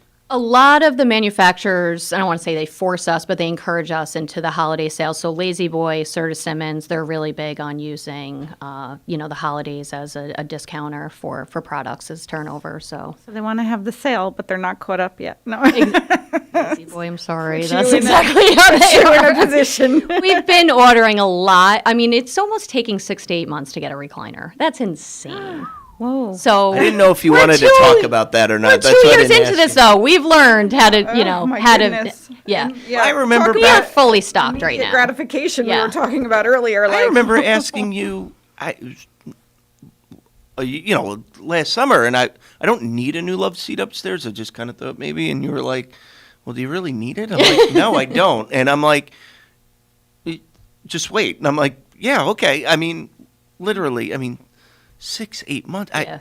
But some people don't bat an eye at that. They're okay with that. I think we've all learned to adjust to these new timelines. Right. It's definitely getting better. And like I said, we're 2 years into this now. We've learned our lesson, and we just keep over-ordering, because we know it's eventually going to be depleted, and we'll have it coming in the next couple weeks. Right. And then maybe ordering when you don't need it yet, but you think you're going to want it down the road, and then you can wait the 8 months. Be patient. Yeah. I would think, though, you say that people are okay with it, but the reality is not everybody's okay with it. And, if I'm buying a house... Yeah, that's a problem. Right. Well, you might just have to buy something that's available now. It might not be something you love, but it works. The throwaway furniture type thing, Exactly. like you were saying. Like there isn't a lot of quality in some of the box store stuff. Yeah, not a bad thing, I guess. And, well, this might break in a year, but you can sit here. on I'll call it. you in about 8 months when that couch you really wanted is available. Exactly. At this price, you'll get your year out of it, and then you can donate it to the Restore. Oh, there you go.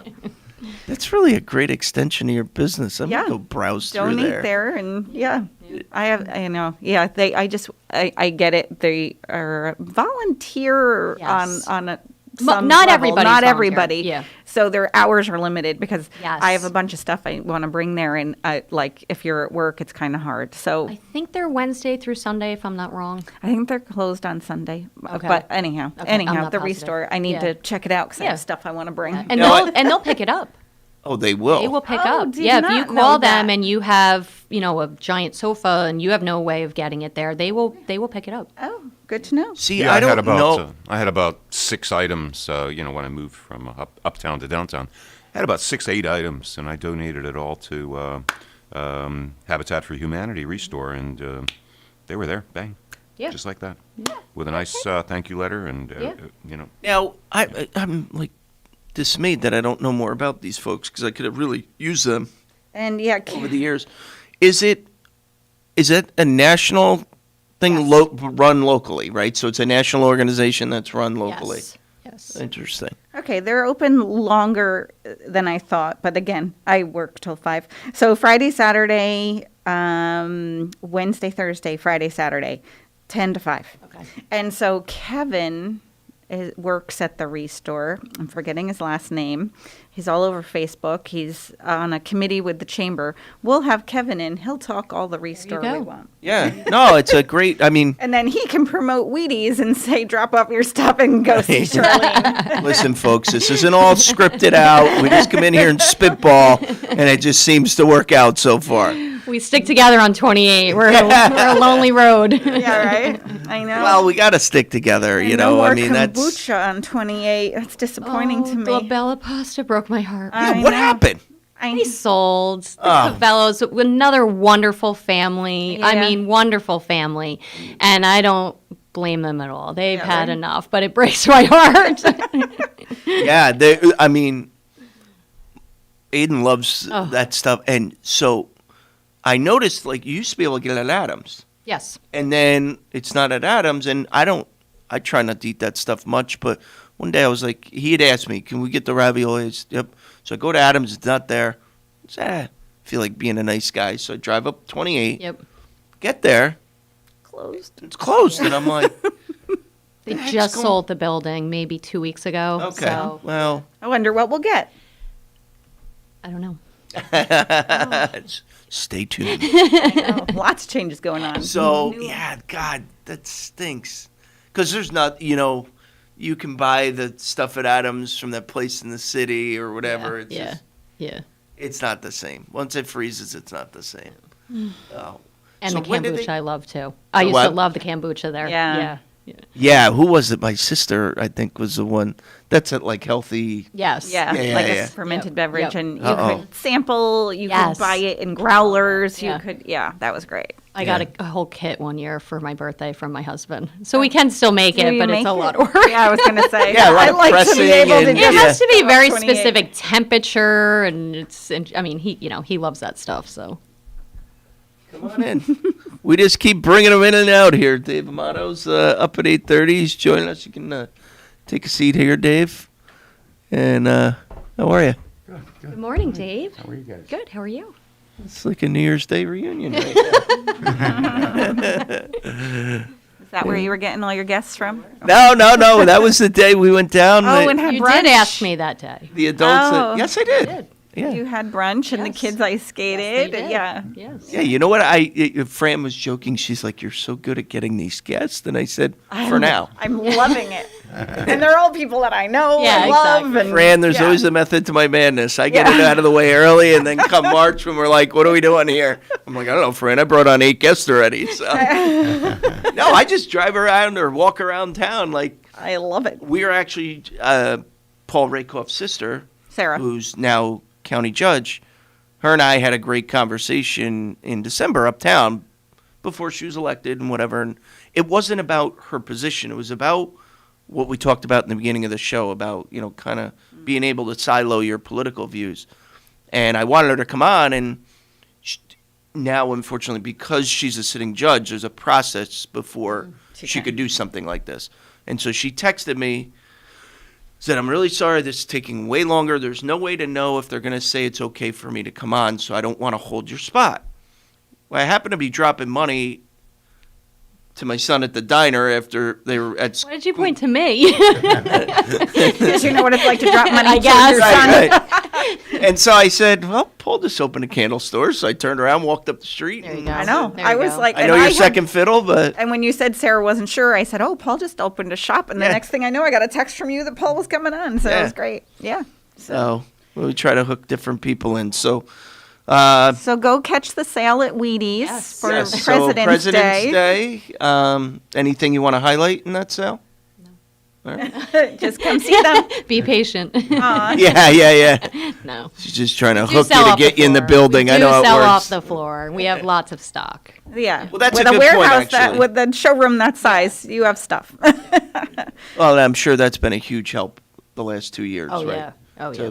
So, people are probably stressed out realizing I can't get this piece of furniture, and you walk in and you're like, yeah, we actually Yeah.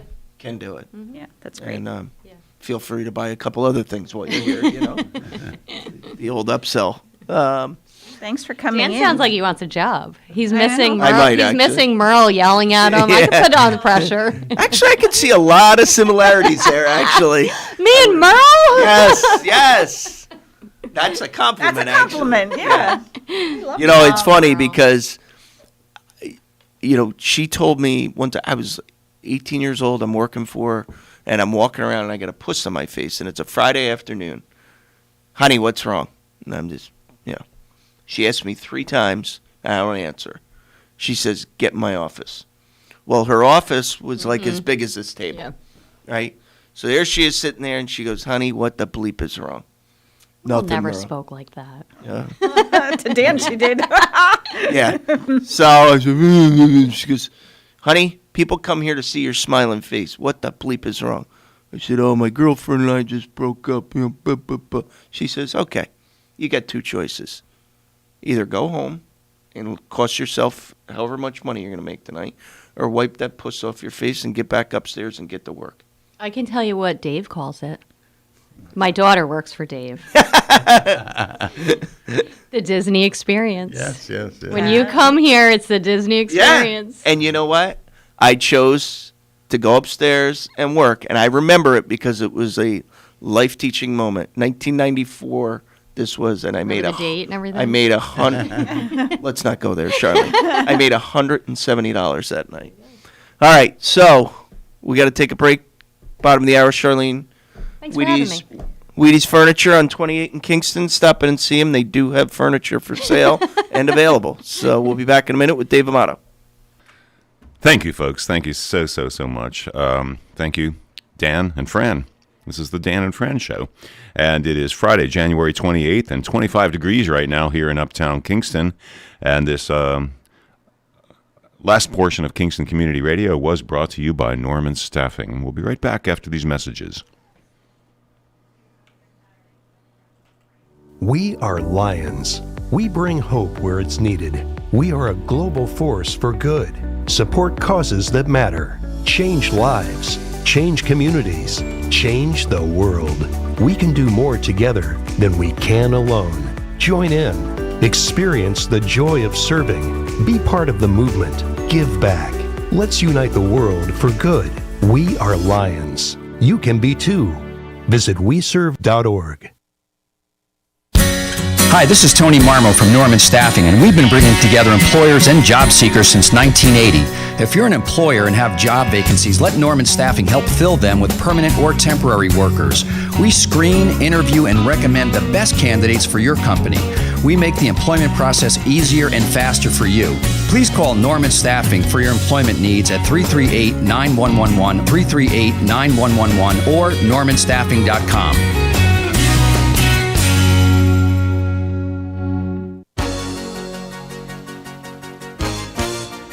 Hi, this is Eleanor Arrow from the town of Ulster, and I support Kingston Community Radio, and so should you.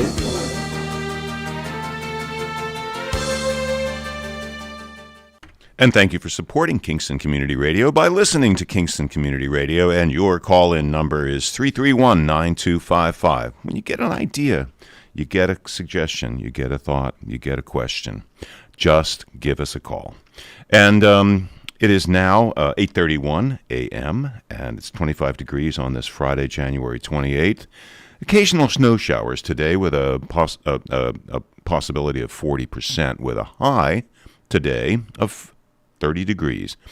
Friday night, cloudy, and it's going down to 13 degrees with about a 70% chance of snow also tomorrow. And that continues tomorrow, Friday night, tonight, until Saturday. And snow will taper off and end during the morning. Skies will remain cloudy. During the afternoon, we still see a 70% chance of snow on Saturday with a high of 20 degrees. Partly cloudy on Saturday night with a low of 6 degrees, and a high partly sunny on Sunday with a high of 26 degrees, and then we go back down to 6 degrees Sunday night. This upcoming portion of Kingston Community Radio is brought to you by the Friends of Kevin Cahill.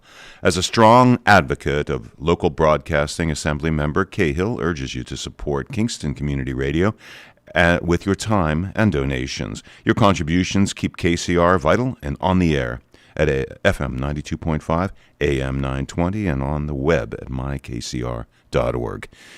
Please join Assemblymember Cahill and send your gifts of $10, $25 or more to Kingston Community Radio, Post Office Box 4364, Kingston, New York 12402.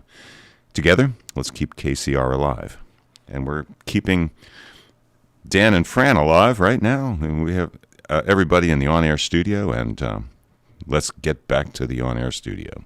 Yes, good morning. You have Fran DiPetrolis-Voca and Dan Gruner. It's the Dan and Fran show, and we are lucky to have Dave Amato from Old Savannah with us this morning. Welcome, Dave. Thank you. Glad to see you. So, this all came about because you had brunch on New Year's Day at Old Savannah. Is this how? Well, you know, I try to think of people that are doing unique things in the community, and breathing life and into downtown. I'm indebted to Dave because he gave my son the first glimpse of what it means to work hard this fall. He worked for him a couple times, and I think he realized he's not as strong as he thinks he is. He was he was busting tables, and it was Saturday afternoon. I think he was working like 4 to 8 or whatever, and he's like, you know, blah, blah, blah. So me and two friends go down and we sit out on the patio and just kind of observe him, and it was so busy. Oh. And finally, at one point, he realized I was there, and he came over and said hello. And he goes, I said, how's it going? He goes, it's just me and one other guy. It just doesn't stop. I go, get back to work. Get back at it. So, good caveat. But, yeah, when we were asked to do this show, I said, well, I try not to, it's right. I mean, who wants to listen to us talk all morning? So wanted to reach out to people that I know are doing great things and unique things in the community. And, your latest venture with an ice rink. Yeah, tell us about how that came about, Dave. It came about, been down there, I think this is my 8th winter. And just thinking about ideas of how to attract business in the wintertime. Obviously, spring, summer, and fall we're very busy, and we get a little bit of lull this time of year, and the ice rink seems to be filling that void. That's great. And I was saying earlier, you're so smart with everything, because people are like, oh, I don't know how often I could go or this and that, but like you're famous for the 4 to 7 happy hour Monday through Friday, and then you incorporated the skating into that, right? You have like a happy hour time for skating, right? After school special for after school special. Yeah, and I saw school was there last week or something, and I'm just intrigued. Like I had asked you, or no, John was out there. I was coming in, and it was the first time I saw it, and I thought to myself, like, we do have warm days around here. Yeah. And he had said you can skate on it up to 50 degrees or something? Above 50, you could still skate on it. At 50, it stays 50 or below. It stays frozen solid. Above 50, it'll get a little bit wet, which is slick, but you could still skate on it. But that's better than a lake or an outdoor ice rink. I mean, we were down for brunch on New Year's Day, and it was not a nice day out. And I remember Hayden saying to me, well, am I going to be able to go ice skating? I said, yeah. He goes, well, it's warm out. I said, no, Dave said it stays. Mm-hmm. And they were out there for, we had to go bring them in to eat, which, and then as soon as they ate, we sent them back out, which was a nice caveat for us to not have a bunch of 14-year-olds driving us nuts. So, but, the Christmas celebration really was like, talk about a communal feeling, right? Yeah. Unfortunately, I wasn't able to attend in person, but I saw the videos, and I was like, this is Kingston's next big thing. It was like a Christmas spectacular. Yeah, yes. And, unfortunately, the last 2 years, all that stuff has gone away, all that feel-good stuff, and, and it's no blame to the city of Kingston or anything, but they're just not able to do those things right now, and, you obviously have a lot more flexibility to.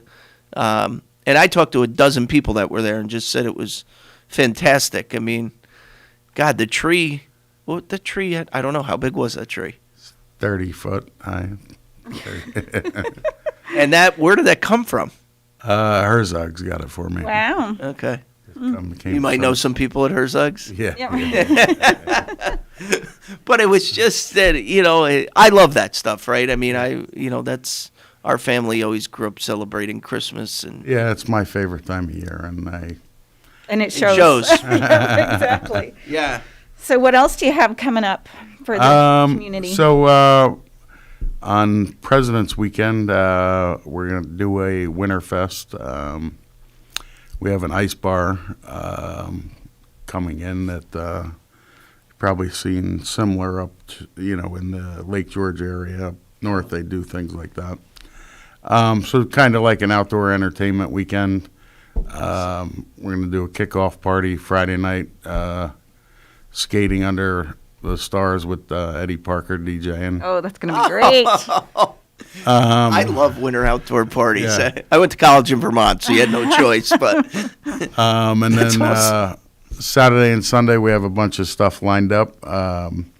Saturday we're doing guest bartending at the ice bar. Sign me up. All the guest bartenders, their tips are going to go to charity of their choice. Oh, okay. And then we have a vendor fair that same day. Touch the truck, be a fire department truck there. Carnival games for the kids. And then on Sunday we're doing a chili cook-off where all proceeds are going to the Ark. That's at 3 p.m. on Sunday. Then also on Sunday, similar to the ice bar, we're doing skating for a cause. So a lot of the local charities are putting somebody up that's going to skate for their cause, and donations will go to the charity of the skaters' choice also. Man, all you need is some overnight accommodations, and people could spend all 3 days down Yeah, there. I know, right? That'll be next. Dave will be thinking that next. right. One of the things that has stood out to me for a long time is, how much you give back. And that to me is, I think of you and, there's so many restaurateurs in town, right? And so many great ones. I think, Frank Guido set the bar a long time ago of, his approach to promoting his businesses, and, and Sal embraced it, and the Savonas, and then you kind of, in my opinion, you've kind of like taken it to another level. I mean, what you just talked about, those 3 days of incorporating different charities. And I know all the things you do that people don't know about. Right. Probably one of I said to myself, knowing both these people really, really well, I mentioned Merle earlier, and then Vicki Gilligan, who was one of my mom's closest friends. And what was it, SPCA fundraiser? Yeah. And you donated the food? Yeah. Probably the most genius marketing move anyone could ever make, because what better than to have Merle Bornstein and Vicki Gilligan out there singing your praises? Right. Business probably increased fivefold just because. Yeah. I generally don't do things like that for the accolades, so to speak. No, and I didn't mean to imply that, right. but from knowing both of them, it's Yeah. like an absolute home run. Yeah. Typically, Fran knows I kind of prefer to say, fly under the radar on things like that. But my belief is, you got to give back. I'm born and raised here. I'm third generation, and anywhere that I can help out and, make the community a better place, that's what it's all about. Well, and I commend, and I thought about this, and I didn't want to put you on the spot, but you and I both know what you've done to help a lot of kids, and there's a group of kids having a great winter because of guys like you. Playing a sport that they wouldn't have an opportunity to play. You know, our world has moved from school sports to travel sports and really expensive.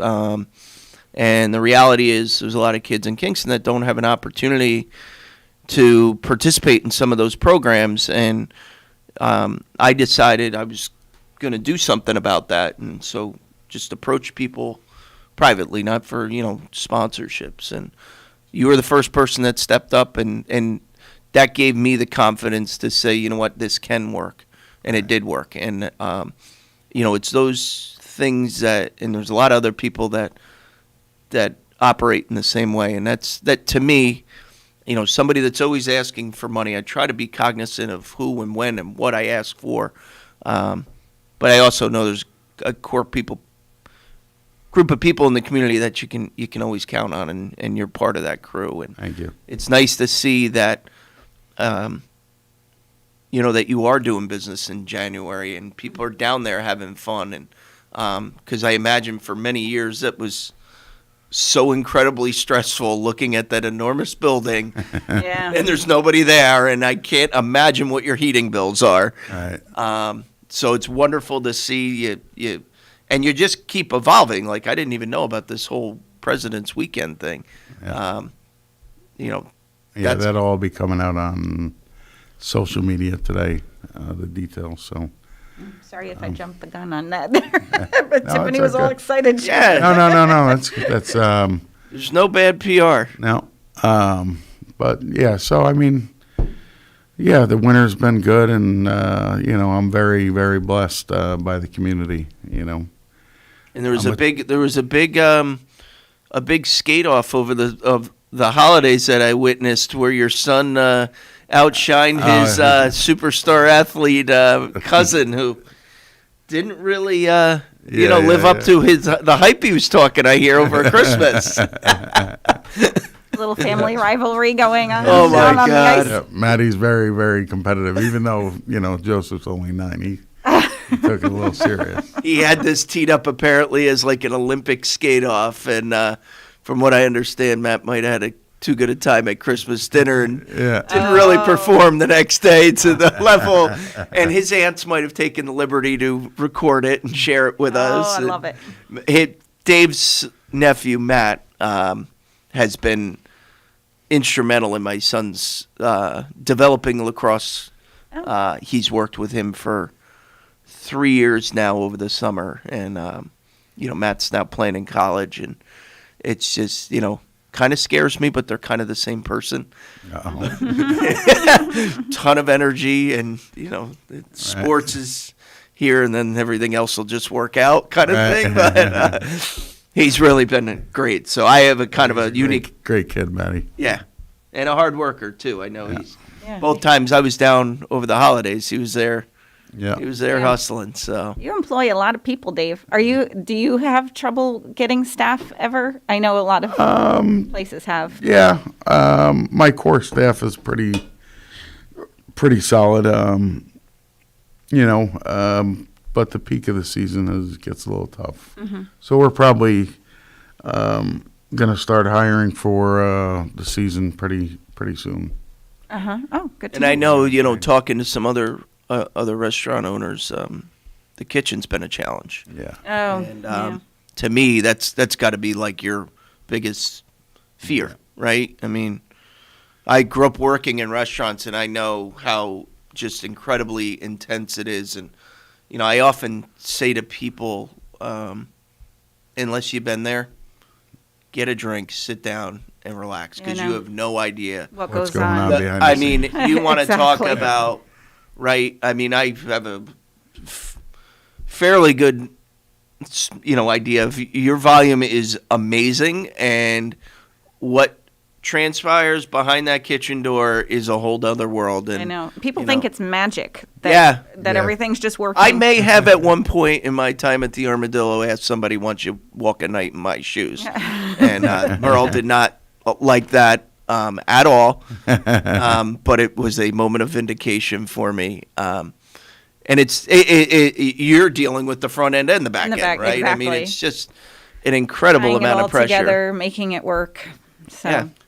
And Yeah, I'm very fortunate, to have some really good core employees that, through the whole COVID thing, Stuck with you and did a great job, right? worked overtime when, never said no, and worked under some extremely stressful times, and the, last spring was real tough with, the staffing, and they got it done. Yeah. You do have great staff. Yep. Where were I think? No, we weren't at Mayor's. We were somewhere else, and it was a business lunch. It was kind of like one of the first times. No, it was. We came down because I'd said to the people, they hadn't been to Savannah before, and I said it's a huge building. It's wide open, and one of the guys who's I think he wakes up pissed off, but he says, "Oh, blah, blah." I said, "Take a look around. There's 2 people working. Stop or go home." I was like that annoyed, like, for God's sakes, be thankful that we're out in public and not doing this over Zoom, and we're going to actually have, I said to him, I go, "You got somewhere to be? Like, we have nothing to do, so let's just enjoy." Be thankful somebody is willing to work and put themselves. But I mean, I'm sure, you obviously know better than us that many people don't see that. They're there, they want to eat, and they want to sit, there's the term hangry for a reason, right? Yeah, that's true. So brunch is still successful on Sundays, right? Yeah. Brunch is, that's a I mean, there isn't mainstay. anywhere else local that you can go do that. Like, Yeah, I think we're pretty much the only buffet brunch. On this side of the river, anyway. Yeah.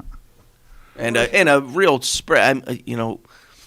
I absolutely love brunch, but I always jump the gun, right? Right. I'm going through New Year's Day, and I'm loading up. And get to the end, I said, damn it, I didn't realize I had omelets. Which is one of my favorite things in the world. So I went upstairs, I ate, and I came back and got an omelet. But no, it's a great spread. I mean, anybody that hasn't been, it's endless food. It's you start pretty early in the morning, too, right? 10 o'clock it starts, yeah. 10 to 2? 10. Last seating is at 2. It goes till 3. Oh, okay. And then when we were there, we were kind of hanging out because the kids were ice skating or whatever. And then you guys just immediately start turning over and get ready for dinner. I mean, it's... Yeah, it goes straight through. Yeah. Dave's day and night never end. And you do... I remember Connor was working for you. Is it Easter you do an all day? Yeah, the Easter, Mother's Day, Father's Day, Thanksgiving, we do buffet all day. And that's just constant. I mean... So, yeah, we start off with the brunch till 2 o'clock, and then, on Easter, which actually it's coming up soon. Is Easter It's early? in April this year. Okay. 14th or something like that. I think. Yeah, so it's... Was it last year? One of the years it was, like, really early. Okay. A couple of years ago, March. Yeah. It was like March 28th or something like that. And then we take the breakfast stuff off, and, for the afternoon and evening, we do solely, dinner stuff on the buffet. So that's a tremendous demand on your kitchen. Yeah, it's all in the preparation. Yeah. Which God only knows what time or they do a lot of it the day before when you're doing brunch? Yeah. Last year you did specials that were extremely popular, especially to go for Super Bowl. Yes. You doing anything like that again? Yes, we are. Okay. Yeah. We have coming up, Valentine's weekend is coming up, which is also Super Bowl weekend this year, which is very strange. Really? Yep. Yeah. Super Bowl is on Valentine's Day? Super Bowl is Sunday. Day is the 13th. And Valentine's is the next day, Monday night. So Clash of two worlds, huh? Well, good luck to all you guys out there. Yeah. Wow. Yeah, so we're doing our Valentine's prefix all weekend, Friday, Saturday, Sunday, Monday. Valentine's brunch on that Sunday, and then also tailgate party for Super Bowl. Wow. Kinda. That's going to be a weekend. And then the following weekend is the President's Day. Right, thing. correct. Wow. Yeah. So, Fran, you brought up a good point. I meant to ask you early on, not that we like to go backwards, but, you looked at, the very early days of the pandemic, right? 2 years ago, March now, and the world shut down.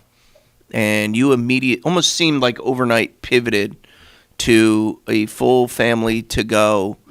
And I remember I got it, and there's 2 of us, and I'm like, I could feed like 8 people here. Right. But to me, that probably helps keep your doors open. Yeah, definitely.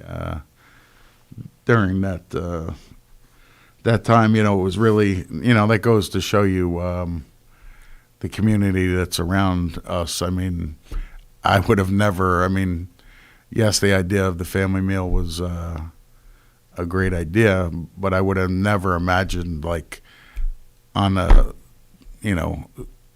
switch of a dime, that so many people. I mean, it was like almost overwhelming. We were getting so many to-go orders.